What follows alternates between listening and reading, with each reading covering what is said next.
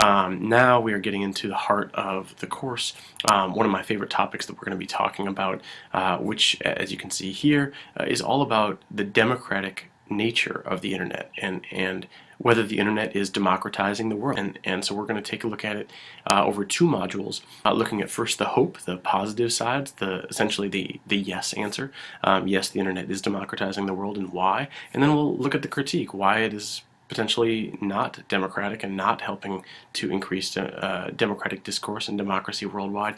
And then we'll be able to discuss these different things over time.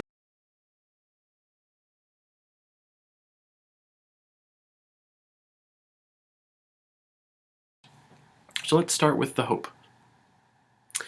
The hope really should start with how things have changed. So briefly, if we look at how social communication was organized before the internet, we know that we had essentially a one-to-many system, that hub and spoke process that we've talked about before. We had very expensive production of mass media, which limited the opportunity to create information, limited the opportunity to create political information, and we had an asymmetric production and consumption model where you had very few producers, a large number of consumers, very expensive production, very inexpensive consumption, and those things have all of those barriers started to break down with the introduction of the internet. One of the major arguments for the democratizing effect of the internet is the democratic structure of the internet. But why is it democratic? Well, first, the internet inherently rejects hierarchical authority.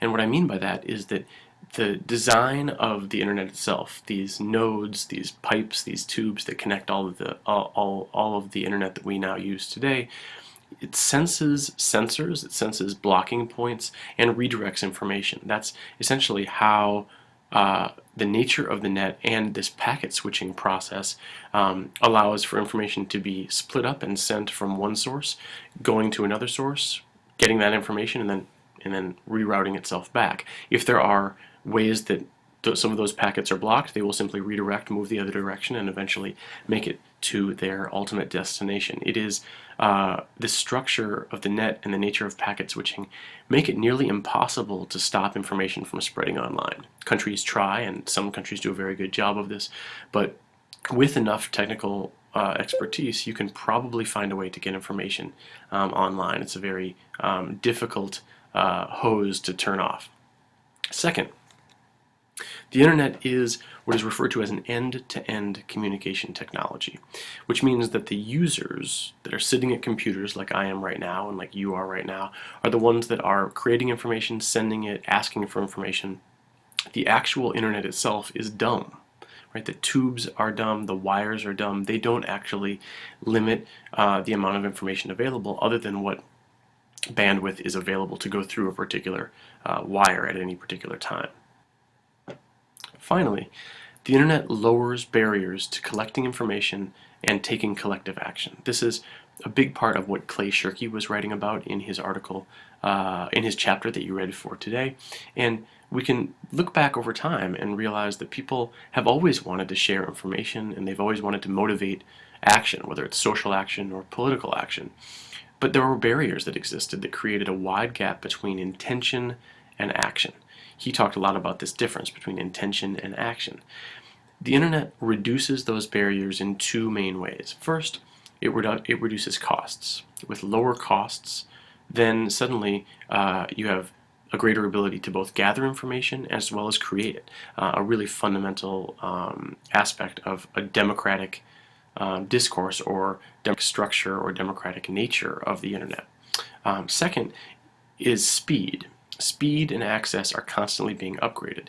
So as more and more people have access to the internet, and as the internet has greater and greater speed, then suddenly you have reduced costs, greater speed, and that ultimately creates much more power in the hands of those people who don't need to spend a lot of money to do it. It creates a lot more power in our hands, frankly. All of this is allowed for easier organization for political or social groups, a reduction in geographic limitations, where previously you needed to live nearby others that you wanted to organize with, and a greater ability for organizations to last over time. Now, what we're going to do is to pause here, and you're going to watch 3 different videos. these videos are going to talk about really two things. First, you will take a look at the democratic structure of the World Wide Web and how it was actually created. The internet, remember, is the physical structure that's laid out. The web is the way that we communicate through that system, and it was invented. It was actually invented by one man, Tim Berners-Lee.